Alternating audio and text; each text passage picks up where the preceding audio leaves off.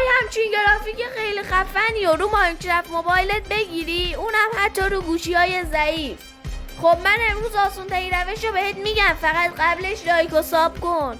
شما اول نسخه 1.14 ماینکرافت رو دانلود میکنید. اینم اسم شیدرمه، لینک دانلود همه رو تو توضیحات ویدیو گذاشتم و این نسخه هم بیشتر آیتم های ماینکرافت رو داره. شما وقتی شیدر رو دانلود کردید روش نگه میدارید، 3 نقطه رو میزنید و گزینه سوم میزنید و این زیپ آخرش رو پاک میکنید و اینو جاش میذارید.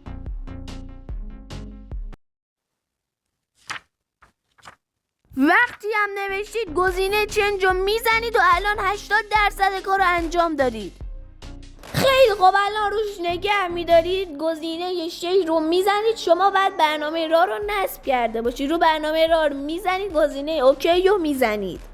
فقط ببین اگه شیدر تو حالت زیپ باشه میره تو دل و روده شیدر، ببین نباید تو حالت زیپ باشه. الان کار تموم شد، همه کارا رو انجام دادیم.